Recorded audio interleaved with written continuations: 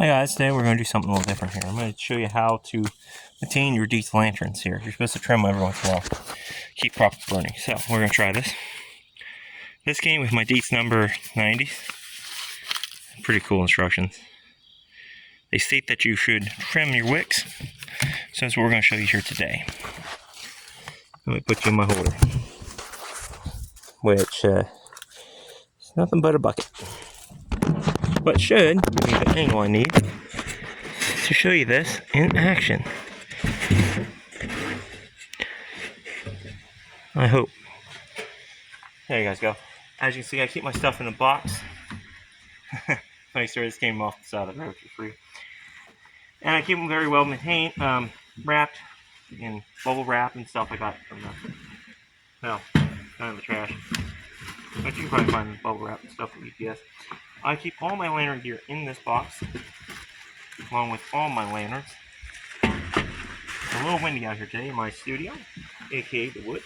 Here we go. I got scissors. I have tried a pump. It doesn't work too well. It's just got to dump it. That's still in here setting. And I still even have the original Dietz card for the Dietz 90s. We're going to show you how to operate a Dietz number 8, which is a 1930s model. I want to maintain this one first.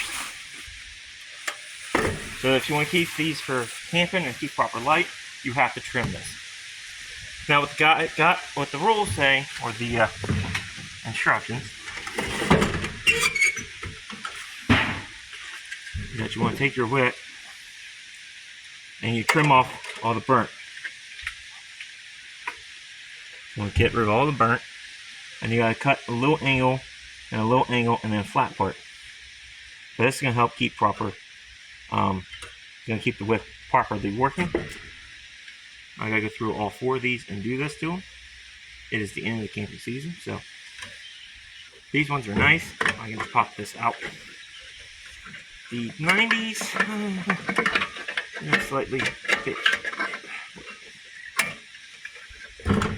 Should be straightforward. This one's old. This is the original wick I found it with. So, like I was saying, this is the burner that you'd use. See all this burnt? We want to get rid of that. So what we want to do is we're going to cut this burn off. I went to the hardware store and I got serious scissors. So you take your scissors as far as you can and you cut it like this. That's not flat. So now I have to fix that.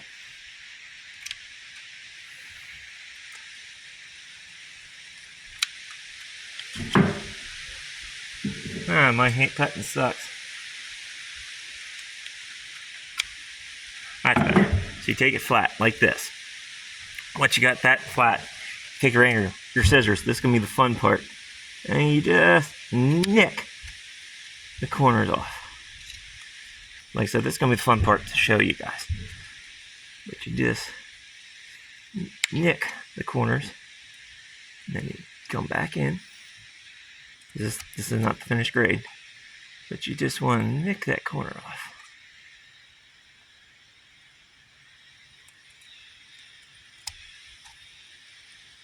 Kind of hard to do because I don't have a steady hand.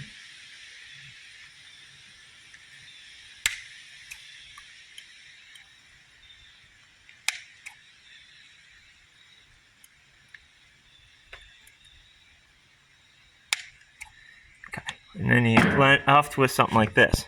Now this is going to give you proper glow, proper everything for your lanterns if you use them for camping. If you're just a history buff or collector, use these things and keep them in the attic. This might break your heart to see one of these being used. And if anybody knows where I can find a wick in a brick store, let me know, because these are hard to find as heck. I'm almost out. Like I said, this is the original wick that came with this one. These are from the 30s. So then you guys feed this back into the hole. I started with the easier ones first to show you guys. They're going to get harder. And put that with you. That should slide back into place, just like so. And I have it on backwards. Now I got it. There we go. And now she's locked. And now she's ready for more hours of burning. And that's pretty much it for maintaining your Dietz lanterns. Besides the fact that you also want to keep your tanks clean or empty. You don't ever want to put them away with full on because it'll rust the tank. This one's a great sample I found at flea market in Carlisle. I don't know if y'all can see what's down the tank, but if you look down in there, it's clean. No rust, no spots. This is all original from the 30s, at least. That's when Dietz started making these ones.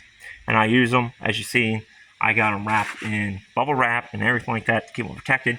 And I have them in a wooden box to keep the smell of kerosene down. So if you're in a car, you need to put these in your vehicle, you won't smell kerosene. It's the best way to stop it, not to mention, if you're camping and using these, that's going to take the beating besides this. So I know this ain't a history video, but these are a piece of history I use every time I go camping. And I wanted to show you how to maintain them. Because proper maintenance keeps these things burning like I showed you in other videos. Without that, they cannot keep running perfectly. Like I said, if you're a collector, you ain't probably going to be doing this. But if you're actually going to use these things, you have to maintain them. Now, I'm going off what these instructions say. I know people don't follow these instructions. But I am, because I want these things to be burning as best as possible when camping, because these are my only light source. I don't have lights. I don't have anything like that. These are my only source. So I want them to be properly maintained, so I have proper lightage. So that's pretty much it for this video. So until next time, stay curious, stay adventurous, and I hope you enjoyed my how-to.